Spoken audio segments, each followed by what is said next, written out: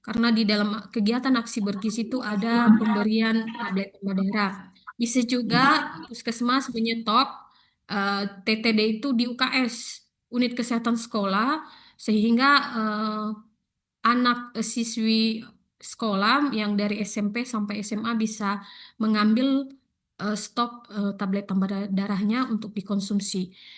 TTD untuk remaja putri ini minimal dikonsumsi 52 tablet selama 1 tahun karena itu konsumsinya sekali seminggu. Kemudian ibu hamil diintervensi dengan tambahan asupan gizi bagi ibu hamil kek. Ini biasanya juga ada dari desa, dari dana desa, ada juga dari puskesmas, yaitu pemberian makanan tambahan berbasis pangan lokal. Ini kalau sesuai juknisnya diberikan selama 120 hari. Kemudian ibu juga wajib mengkonsumsi TTD, tablet tambah darah. Dulu tablet tambah darah minimal dikonsumsi 90 tablet selama kehamilan, tapi juknis terbarunya sekarang wajib dikonsumsi ibu hamil selama kehamilannya 180 tablet. Itu juknis yang terbaru. Jika pemberian TTD untuk ibu hamil sekarang bukan lagi 90 tablet. Intervensi untuk bayi sampai 23 bulan atau sering dinamakan Baduta. Demikian juga untuk anak 24 sampai 59 bulan ini bisa berupa ASI eksklusif yang saya katakan tadi, ASI eksklusif bagi bayi 0 sampai 6 bulan. Hanya ASI saja diberikan tanpa cairan apapun kecuali obat. Kemudian kedua MPASI bagi baduta. Makanan pendamping ASI harus tepat waktu. Setelah 6 bulan baru diberikan MPASI. Ketiga, pemantauan tumbuh kembang balita. Nah, ini pekerjaan rutin atau tugas rutin dari Bapak Ibu Kader Posyandu, di mana pemantauan tumbuh kembang balita dilakukan di Posyandu sekali sebulan. Ini dengan mengukur tinggi badan dan menimbang berat badan balita, itu yang akan menunjukkan bagaimana status gizi dari balita tersebut. Kemudian tambahan asupan gizi bagi balita gizi kurang. Nah, ini tambahan asupan gizi bagi balita gizi kurang, ini bisa dari dana desa, ada juga dari puskesmas yang sumber anggarannya itu dari dak non fisik, dari BOK puskesmas. Kemudian tata laksana gizi buruk bagi balita gizi buruk. Kalau tata laksana gizi buruk ini biasanya itu diintervensi di puskesmas. Jika tidak tertangani di puskesmas, langsung dirujuk ke rumah sakit yang memiliki dokter spesialis anak. Kemudian imunisasi dasar lengkap bagi balita.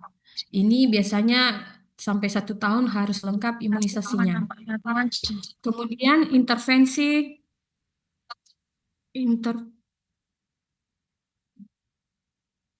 intervensi sensitif ini kegiatan yang dilaksanakan untuk mengatasi penyebab tidak langsung terjadinya stunting.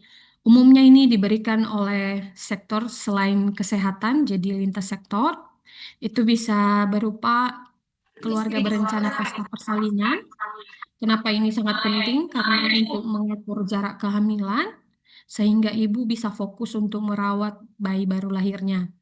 Kemudian kedua, penurunan kehamilan tidak diinginkan. Ini juga sering sekali terjadi gagal KB. Jadi sangat penting untuk keluarga berencana pasca persalinan atau setelah bersalin itu bisa dianjurkan segera mungkin untuk memakai KB. Kemudian ketiga, calon pengantin melakukan pemeriksaan kesehatan. Kenapa ini penting? Karena dia calon pengantin akan menjadi calon ibu, sehingga penting sekali untuk melakukan pemeriksaan kesehatan supaya ada persiapan ini, persiapan untuk menjadi ibu hamil. Nanti dia setelah hamil menjadi ibu melahirkan dan dia juga menyusui bayinya. Keempat, penyediaan akses air minum layak bagi rumah tangga. Kelima, penyediaan sarana sanitasi layak bagi rumah tangga. Keenam, penerimaan bantuan iuran jaminan kesehatan nasional. Kenapa ini penting? Supaya ketika keluarga yang beresiko stunting mengalami sakit, itu bisa dirawat di rumah sakit dengan jaminan kesehatan nasional. Ketujuh, pendampingan bagi keluarga beresiko stunting. Ini tugas dari teman-teman TPK ya, pendampingan bagi keluarga beresiko stunting. 8 bantuan tunai bersyarat bagi keluarga miskin dan rentan, ini biasanya dari Dinas Sosial. Ke-9 pemberian pemahaman tentang stunting. Nah, ini melalui penyuluhan bisa. Kemudian bantuan pangan bagi keluarga miskin dan rentan. Ke-11 desa tanpa buang air besar sembarangan atau desa ODF, Open Defecation Free, ini sangat penting sekali. Kenapa? Karena untuk menjaga lingkungan tetap bersih sehingga anak bayi balita tidak terpapar oleh penyakit yang dibawakan oleh kotoran yang dibuang sembarangan, yang dibawakan oleh lalat, yang menjadi bibit sumber penyakit. Nah, pemantauan pertumbuhan rutin bulanan di posyandu sebagai upaya deteksi dini, pencegahan stunting dalam tata laksana balita bermasalah gizi. Ini kenapa penting sekali pemantauan pertumbuhan rutin bulanan di posyandu ya Bapak Ibu. Ini sering sekali ya. Nah, di sini kita perlu membahas proses balita menuju stunting tadi. Itu sudah saya katakan tadi, balita nggak serta-merta langsung jadi balita stunting. Dia dulu dimulai dari berat badan tidak naik. Ketika bulan lalu dan bulan ini berat badan balita naik, itu bisa diintervensi dengan kalau juknis PMT lokal, itu puskesmas mengintervensi selama 2 minggu kalau berat badan tidak naik. Kemudian jika badan tidak naik, tidak tertangani, itu bisa berlanjut menjadi balita berat badan kurang. Ini bisa diintervensi dengan PMT lokal selama 4 minggu atau selama 1 bulan. Kemudian berat badan kurang itu jika tidak tertangani akan mengalami gizi kurang. Gizi kurang ini bisa diintervensi, ini sebenarnya tipe nanti ya Bapak Ibu, bukan 8 minggu, tapi juknis ini kalau gizi kurang, kalau untuk intervensinya dari PMT lokal itu selama 56 hari. Ketika balita gizi kurang juga tidak tertangani, itu yang akan menjadi gizi buruk. Gizi buruk ini tata laksananya, ini bisa di puskesmas dan bisa juga di rumah sakit yang ada dokter spesialis anaknya. Ketika balita gizi buruk juga tidak tertangani, ini yang akan menjadi balita stunting. Balita stunting ini kalau SOP-nya untuk tata laksananya itu harus langsung ke rumah sakit yang ada spesialis anaknya karena itu akan ditangani langsung oleh dokter spesialis anak. Untuk dampak dari stunting ini ada banyak ya Bapak Ibu. Ada jangka pendeknya dan ada jangka panjangnya. Untuk jangka pendeknya ini dulu terjadi gangguan pertumbuhan fisik. Itu seperti tinggi badan dan berat badan tidak sesuai dengan usianya. Lebih pendek atau lebih rendah berat badannya. Ini sangat mengganggu ya ketika anak-anak kita pendek. Itu jika dia mempunyai cita-cita menjadi polisi ataupun menjadi pilot, ini akan sangat terhambat dengan dampak dari stunting karena gangguan pertumbuhan fisik. Kemudian kedua, gangguan kognitif. Nah, ini perkembangan otaknya ini sehingga tingkat kecerdasan rendah. Karena untuk perkembangan otak, This meeting is kalau being balita recorded. itu adanya di 1000 hari pertama kehidupan. 1000 hari pertama kehidupan, di mana 1000 hari pertama kehidupan itu dimulai dari sejak hamil sampai usia 2 tahun. Perkembangan otak balita itu dimulai dari dalam kandungan sampai usia 2 tahun itu 80% Bapak Ibu. Setelahnya nanti itu hanya 20% setelah 2 tahun. Makanya sangat penting dikejar untuk asupan gizi terpenuhi selama masa 1000 hari pertama kehidupan ada atau masa periode emas. Karena di situ terjadinya perkembangan otak untuk balita. Ketiga, gangguan kesehatan. Nah, ini dampaknya sehingga rentan terkena penyakit infeksi atau penyakit kronis karena asupan gizinya tidak tercukupi. sehingga dia lebih fokus untuk memulihkan diri dari penyakit, dia nggak fokus untuk pertumbuhan dan perkembangan dirinya.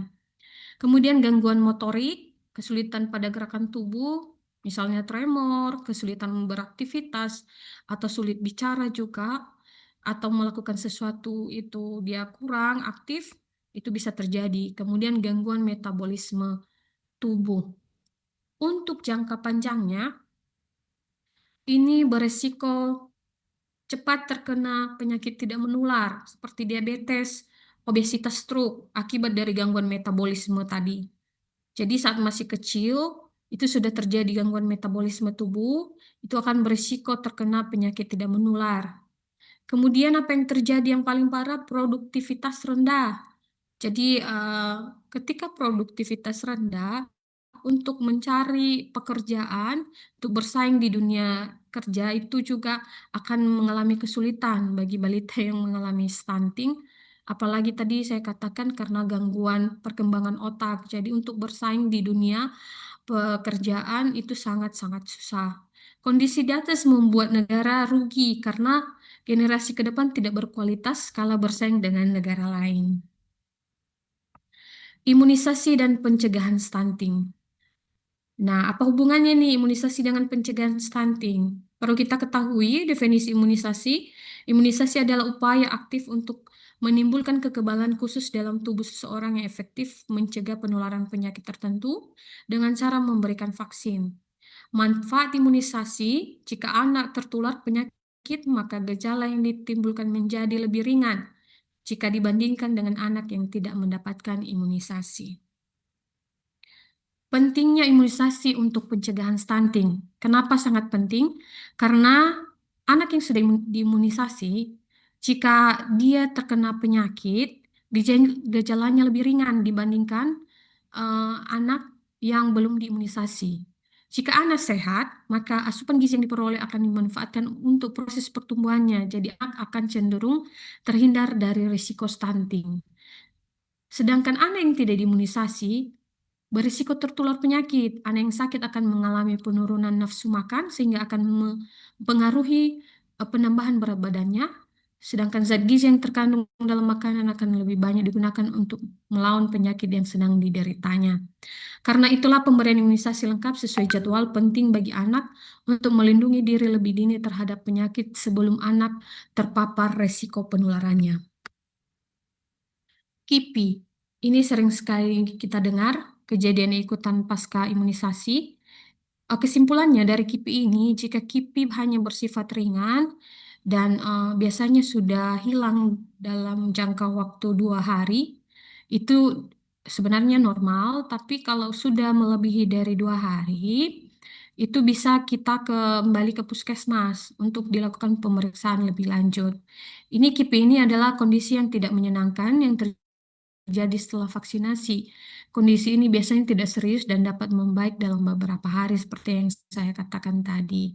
Kalau kondisi ini dapat ditangani dengan cara kompres, hangat, diberikan paracetamol, berikan minum yang hangat dan selimut.